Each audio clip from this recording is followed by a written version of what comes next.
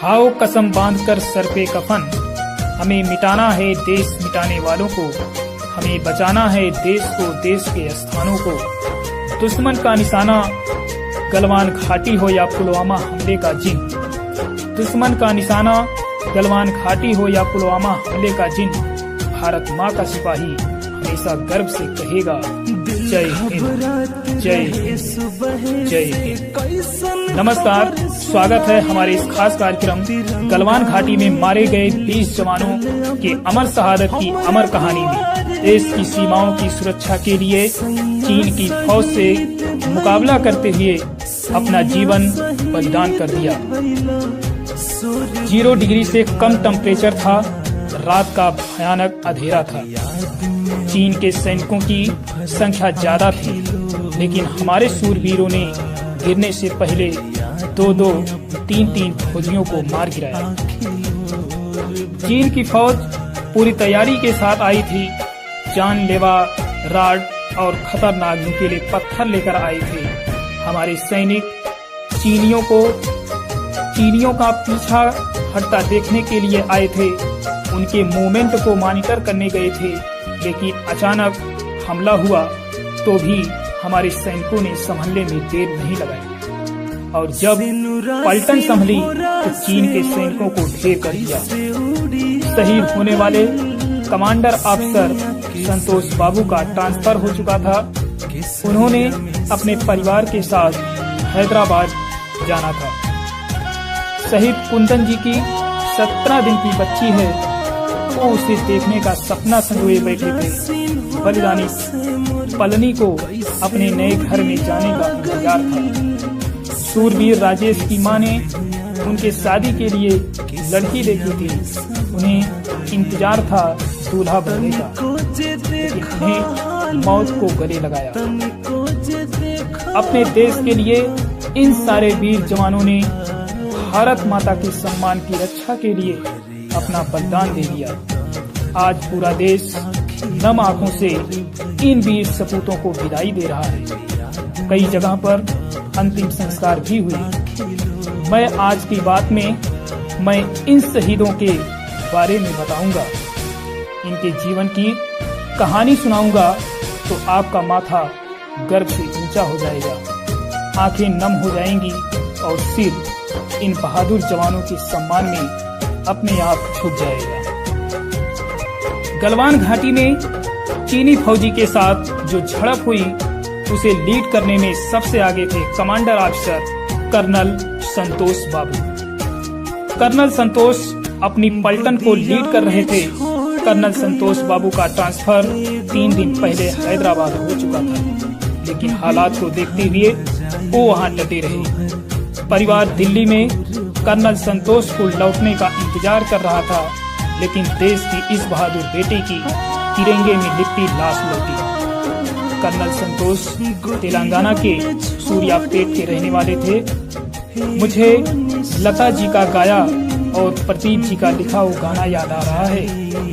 जब घायल हुआ हिमालय, खतरे में पड़ी आजादी, जब तक की सांस लड़े हो फिर अपनी जान गंवा दी। संगीन पे रख के माथा सो गए अमर बलिदानी, सो गए अमर बलिदानी। तमिलनाडु के रामनाथपुरम के रहने वाले हवलदार पलनी चीनी फौजियों के साथ संघर्ष करते हुए शहीद हुए। पलनी के 2 छोटे छोटे बच्चे हैं। लद्दाख से पहले राजस्थान और इलाहाबाद में पोस्टेड थे। शहीद होने वालों में एक नाम कुंदन ओझा का भी है। 26 साल के कुंदन ओझा की कहानी सुनेंगे तो आपकी आंखों में आंसू आ जाएंगे। झारखंड के साहेबगंज के रहने वाले कुंदन ओझा की 17 दिन पहले एक बेटी हुई थी। कुंदन के घर में बेटी के आने की खुशी थी। कुंदन जल्दी से जल्दी घर जाकर अपनी बेटी को गोद में उठाना चाहते थे। एक ललक थी, एक इंतजार था, एक परीक्षा थी, लेकिन 1 महीने से सरहद पर टेंशन थी, इसीलिए उन्होंने छुट्टी मांगी ही नहीं। वो देश के लिए लड़ना चाहते थे। कुंदन ओझा लड़ते लड़ते शहीद हो गए। कुंदन ओझा न तो बेटी का चेहरा देख पाया और न कभी बेटी पिता का चेहरा देख पाएगी। जैसे ही बेटी की शहादत का खबर गांव में पहुंची, पूरे गांव में मातम छा गया। सोचिए उस बच्ची के बारे में जो अभी अभी दुनिया में आई है, जिसका चेहरा पिता देखा तक नहीं और उसके सिर से पिता का साया उठ गया। गलवान में हवलदार सुनील कुमार ने भी देश के लिए जिंदगी कुर्बान कर दी। सुनील पटना के तारण नगर सिकरिया गांव के रहने वाले थे। बिहार के सासाराम के कुंदन यादव के परिवार में भी बहुत शोक है, दुख है, तकलीफ है।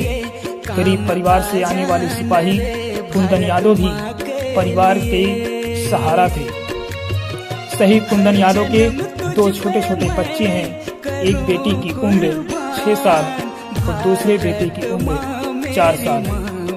बच्चों के सिर से एक छोटी सी उम्र में पिता का साया उठ गया। वाकई में हमें गर्व है इन जवानों पर जिन्होंने देश की सुरक्षा के लिए अपना बलिदान दे दिया, जाने कुर्बानी कर दी। बिहार के एक और सपूत देश के लिए जान देने वाले समस्तीपुर के अमन कुमार सिंह हैं। ये भी गलवान में चीनी फौजियों से लड़ते हुए शहीद हो गए। 1 साल पहले ही शहीद अमन कुमार की शादी हुई थी। लॉकडाउन की वजह से घर पर नहीं आ पाई थी।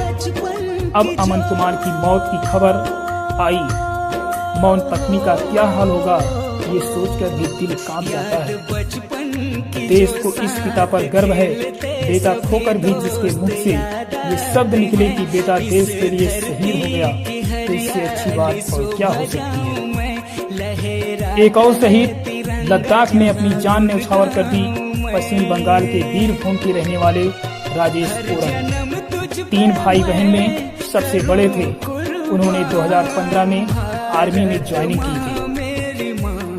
कहीं दौलत, कहीं शोहरत, कहीं दुकान रख देना, मेरे हिस्से में एक मजबूर की मुस्कान रख देना। बहुत पावन, बहुत शीतल, बहुत निर्मल है ये धरती। मेरी हर आस्था का नाम हिंदुस्तान रख देना। मेरी हर आस्था का नाम हिंदुस्तान रख देना।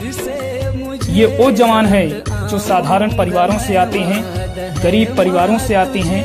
ज्यादा से ज्यादा परिवार किसी सिपाही पर, किसी हवलदार पर निर्भर था।